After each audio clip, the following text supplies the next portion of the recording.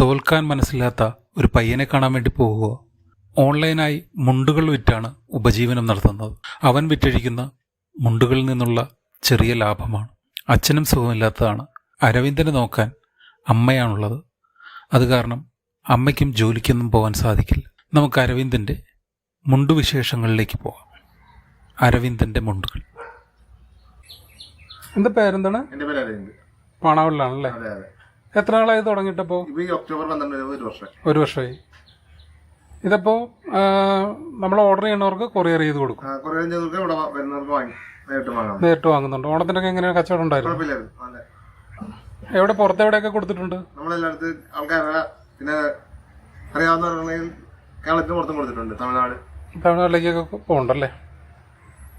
അപ്പൊ നമുക്ക് എത്ര രൂപ തൊട്ടുള്ള മുണ്ടുണ്ട്?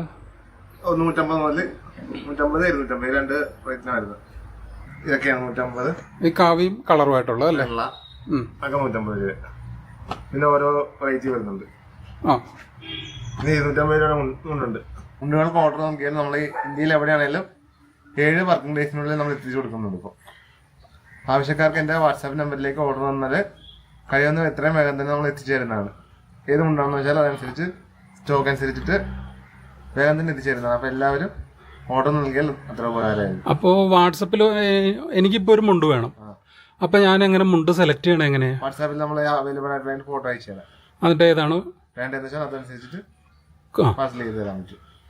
ക്വാളിറ്റി അരവിന്ദ് ഗ്യാരണ്ടി തരുവാണ്. അതെ അതെ. എന്തെങ്കിലും ഡാമേജോ കാര്യങ്ങളോ ഉണ്ടെങ്കിൽ നമ്മൾ അതിനനുസരിച്ചിട്ട് റീപ്ലേസ് ചെയ്യുക, അല്ലെങ്കിൽ അതിന് റീഫണ്ട് ചെയ്യുക. അങ്ങനെ റീഫണ്ട് ചെയ്ത് തരുന്നത്.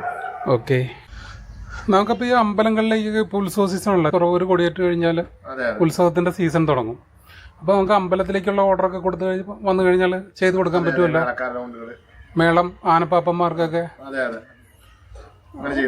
നമ്മുടെ ഈ ഇതിലുള്ള വാട്സപ്പ് നമ്പറിലേക്ക് മെസ്സേജ് അയച്ചാൽ മതി, നമുക്ക് അയച്ചു കൊടുക്കാൻ പറ്റും അല്ലേ?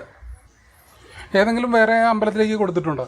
നേരത്തെ ഒരു ക്ഷേത്രങ്ങളിലേക്ക് ആവശ്യമുള്ളവർക്ക് കൊടുത്തിട്ടുണ്ട്. എവിടെയൊക്കെയാണ് അത്?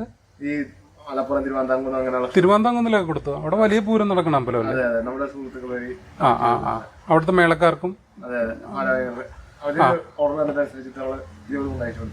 മറ്റേ മറ്റേ ഘോഷയാത്രയ്ക്കൊക്കെ പിള്ളേർ പോകുമ്പോഴത്തേക്ക് ഒരേ ഡ്രസ് കോഡ് അതിനനുസരിച്ചുള്ള മുണ്ടൊക്കെ ചെയ്തു കൊടുക്കാമല്ലോ. ഇവിടെ നമ്മുടെ ഇവിടെ ലോക്കൽ അമ്പലത്തിൽ നിന്നൊക്കെ വല്ലതും വന്നിട്ടുണ്ടോ? ഏകദേശം നമ്മൾ അറിഞ്ഞിട്ട് വരുന്നല്ലേ ഉള്ളൂ.